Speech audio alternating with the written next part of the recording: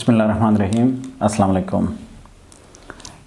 आज हम ऑस्मोसिस और ऑस्मोसिस के बेस पर जो सॉल्यूशंस होते हैं उनको डिस्कस करेंगे। Osmosis is a type of the moment in which there is no expenditure of energy. Energy की एक्सपेंडिचर जो है वो इसमें नहीं होती और मूवमेंट जो है वो अक्रॉस द मेम्ब्रेन होती है।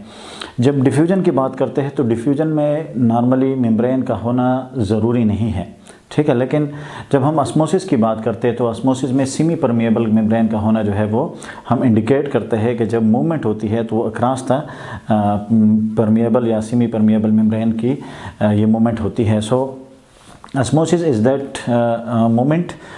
This is a passive type of the transport in which the movement of water, mostly हम solvent ले लेते हैं, कोई भी solvent ले लेते हैं, लेकिन most common जो है universal solvent that is water ले लेते हैं कि water की जो movement है, the movement of water or the movement of solvent from the region of higher concentration, जहाँ पर water ज़्यादा है, to the reason of lower concentration of that solvent, मतलब वो सॉल्वेंट जो है जिस रीजन में ज़्यादा है वहाँ से मूवमेंट होती है उसकी वाटर की to that area where the water is lesser across semi permeable membrane और थ्रू सेमी परमिएबल मेम्ब्रेन। मतलब जो मेम्ब्रेन होता है वो मेम्ब्रेन जो है उसके आर पार जो है ये मूवमेंट होती है, ठीक है।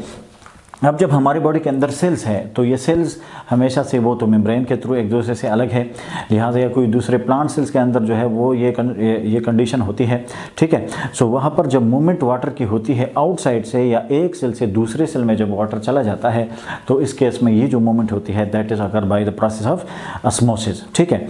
अब ऑस्मोसिस के बेस पर सेल्स को जो है या जो सोल्यूशंस है जहाँ से वाटर की मूवमेंट होती है फ्रॉम आउटसाइड टू इनसाइड या फ्रॉम इनसाइड टू आउटसाइड, हम सोल्यूशन ले लेंगे कि सेल जो है एक सेल को हम ले लेंगे और वो सेल जो है उसको हम एक सोल्यूशन में रखेंगे। वो सोल्यूशन में फिर वाटर की कंसंट्रेशन को हम देखेंगे कि उसमें ज़्यादा है या कम है। अगर ज़्यादा है तो फिर मूवमेंट किस तरह से होती है, कम है तो फिर मूवमेंट किस तरह से होती है। देखिए जब सोल्यूशन की बात करते हैं, ठीक है, तो इसमें जो पॉइंट आता है that is tonicity, that is tonicity. अब टोनिसिटी क्या चीज़ है? The relative concentration of solute और solvent.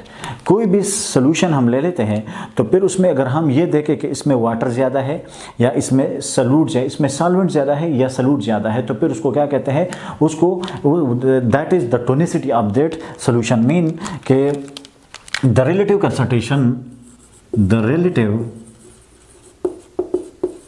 Concentration of solute or solvent in a solution is known as tonicity, ठीक है। इसको स्ट्रेंथ ऑफ द सॉल्यूशन भी कहते हैं कि सॉल्यूशन में कितना पावर है, मतलब उसके अंदर सॉल्वेंट ज़्यादा है या सॉल्यूट ज़्यादा है, ठीक है। तो इसको क्या कहते हैं? टोनिसिटी कहते हैं। अब इस टोनिसिटी के बेस पर this is the very important phenomena.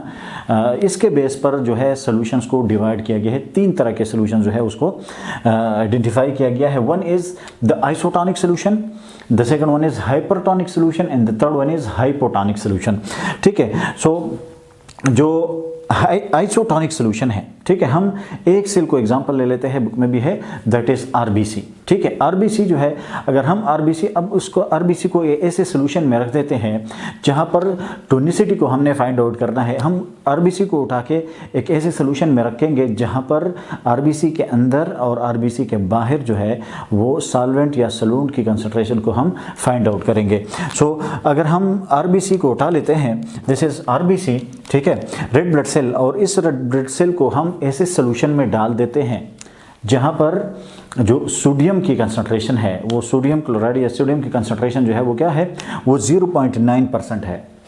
अब हम ऐसे सॉल्यूशन में आरबीसी को डाल देते हैं, रख देते हैं उसमें, फॉर एग्जांपल एक वाटर बीकर ले लेते हैं और इस बीकर के अंदर जो सोडियम है उसकी कंसंट्रेशन जो है 0.9% है, इनसाइड जब ये जब 0.9% है तो ये जो सोल्यूशन है ये जो परसेंटेज है, this percentage is counted is isotonic. मतलब इस परसेंटेज पर जो सोडियम है इस परसेंटेज पर ना इसके आरबीसी के अंदर मूवमेंट होती है और ना उससे वाटर की मूवमेंट बाहर की तरफ होती है। ठीक है, सो ऐसा सोल्यूशन जिसमें 0.9% सोडियम क्लोराइड हो, ठीक है, या कोई दूसरा हो, और उसके अंदर जब हम आरबीसी को रख देते हैं तो जब हम आरबीसी को रखेंगे तो उसी परसेंटेज पर 0.9 परसेंटेज पर ना ये जो सोल्यूशन है ये क्या होता है, दिस इज आइसोटोनिक। और इस सोल्यूशन में ना आरबीसी से वाटर बाहर आता है और ना आरबीसी में वाटर जो है वो अंदर जाता है। मतलब ना सोल्यूशन से वाटर इनसाइड द आरबीसी चला जाएगा, ना आरबीसी से वाटर जो है from inside to outside of the solution आ जाएगा। ठीक है, सो इस तरह की सोल्यूशन को जिसमें दोनों साइड पर बैलेंस हो, जिसमें वाटर की कंसंट्रेशन जो है सॉल्वेंट की कंसंट्रेशन या सोल्यूट की कंसंट्रेशन दोनों तरफ क्या हो, वो बराबर हो, इक्वल हो। सो या वाटर की कंसंट्रेशन भी इक्वल हो या सोल्यूट की कंसंट्रेशन जो इक्वल हो, तो फिर उस वक्त जो है मूवमेंट नहीं होती, और जब मूवमेंट नहीं होती तो फिर उस सोल्यूशन को हम क्या कहते हैं, आइसोटोनिक सोल्यूशन कहते हैं। सेकंड वन जो है हाइपरटोनिक सोल्यूशन की बात करते हैं। हम सोल्यूशन की बात करेंगे, सेल की बात यहाँ पर नहीं कर रहे हैं। सो जो हाइपरटोनिक सोल्यूशन है, hypertonic solution is that solution as the name indicate hypertonic, मतलब उसमें जो सॉल्यूट पार्टिकल उस सोल्यूशन के अंदर सॉल्यूट पार्टिकल ज़्यादा है, सॉल्यूट पार्टिकल क्या है, ज़्यादा है, और जो आरबीसी है उसके अंदर जो है वो वाटर फिर क्या होगा, वो ज़्यादा होते हैं। मतलब 0.9% से ये कंसंट्रेशन जो है ये ज़्यादा है, जो सॉल्यूट है उसकी कंसंट्रेशन 0.9% से ज़्यादा है इन द सोल्यूशन। तो इन द सोल्यूशन जब आरबीसी के लिए हम ये 0.9 जो है ये नॉर्मल ले लेते हैं, आइसोटोनिक ले लेते हैं।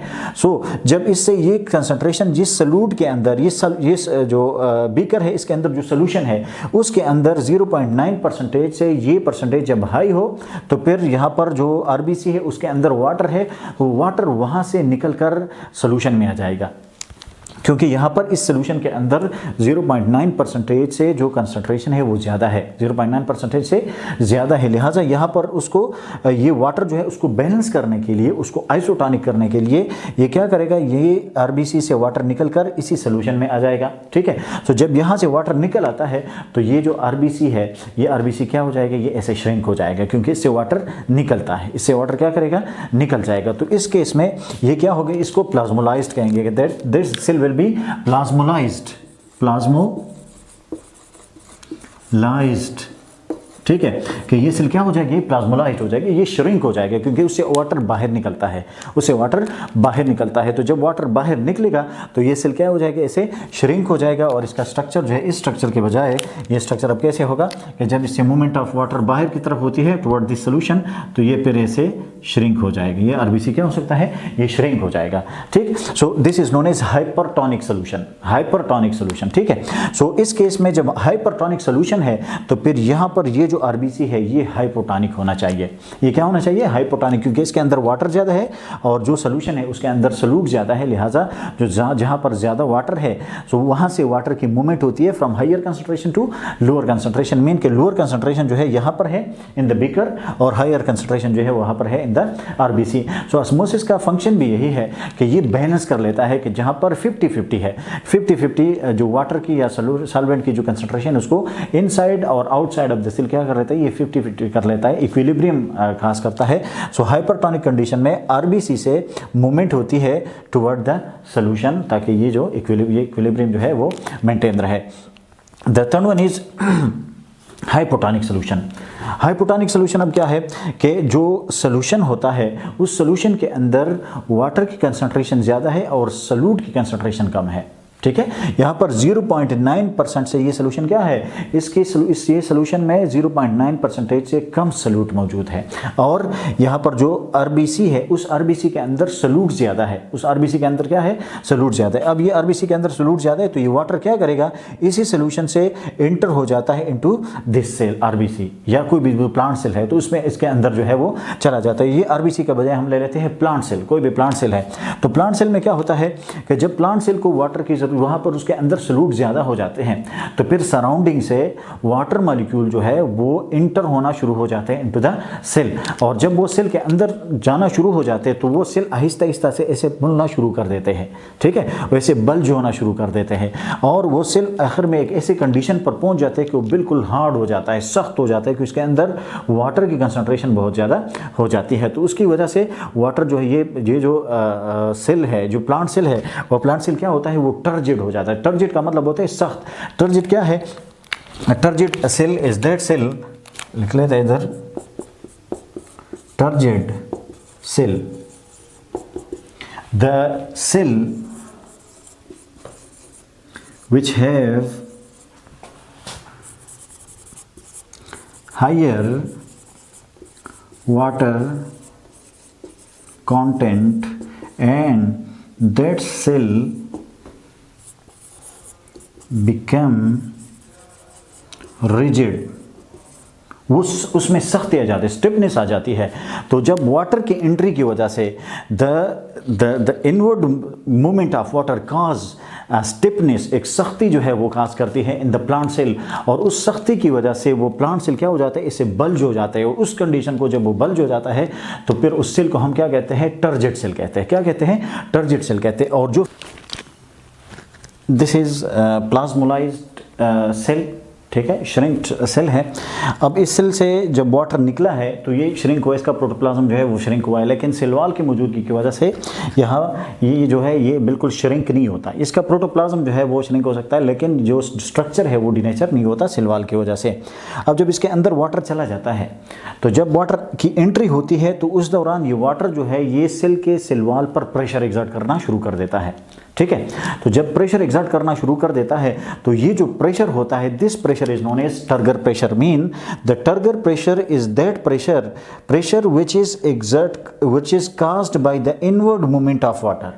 जब वाटर यहाँ से बाहर से सोल्यूशन से सेल के अंदर चला जाता है तो वो प्रेशर एग्जर्ट करता है on the walls of the cells, and that condition is known as, that pressure is known as turgor pressure. That pressure is known as turgor pressure. जो सेल होता है उसको हम टर्जिड सेल कहेंगे, ठीक है, जिसके अंदर वाटर गया है और वो एक्सपेंड हुआ है तो उसको हम क्या कहेंगे, टर्जिड सेल कहेंगे। जो फिनोमिना है उसको हम कहेंगे टर्जिडिटी। क्या कहेंगे? टर्जिडिटी। और जो प्रेशर एग्जर्ट होता है इनवर्ड मूवमेंट ऑफ वाटर की वजह से तो उसको हम फिर क्या कहेंगे, ये टर्गर प्रेशर कहते हैं, ठीक है। अब यहाँ पर ये जो कंडीशंस है, आइसोटोनिक कंडीशन में क्या है कि ना इनसाइड से कोई मूवमेंट होती है ना आउटसाइड से, मतलब ना सेल से सोल्यूशन की तरफ कोई मूवमेंट होती है और ना सोल्यूशन से सेल की तरफ कोई मूवमेंट होती है। लिहाजा there is no movement, there is no net movement of water or solute or solvent from inside to outside or from outside to inside, ठीक है, there is no net movement। the second one is hypertonic solution। hypertonic solution में क्या होगा कि solution के अंदर जो है वाटर की कमी होती है, solvent की कमी होती है, और सेल के अंदर जो है solvent की वो यहाँ पर क्या है, solvent इंक्रीज अमाउंट में होता है, ज़्यादा नंबर में होता है, लिहाजा मूवमेंट कहाँ से किस तरह से होती है, from cell to outside. RBC को ले लेते हैं कि वहाँ पर जो मूवमेंट होती है वो मूवमेंट इनसाइड से आउटसाइड की तरफ होती है तो फिर वो श्रिंक हो जाएगा। और जो हाइपोटोनिक कंडीशन है, हाइपोटोनिक सोल्यूशन में क्या होता है कि जो सोल्यूशन होता है उसमें वाटर की कंसंट्रेशन ज़्यादा है और सोल्यूट की कंसंट्रेशन क्या होती है, कम होती है, लिहाजा बाहर से वाटर जो है वो इनवर्ड मूवमेंट करता है। और इसको हम प्लांट की केस में ले लेते हैं, टर्गर प्रेशर या टर्जिडिटी। सो टर्जिडिटी फिनोमिना है, टर्जिड वो सेल है और टर्गर प्रेशर वो प्रेशर है जिसकी वजह से टर्जिडिटी जो है वो काज होती है। सो this is all about the osmosis and a type of the solution based on osmosis. Thank you.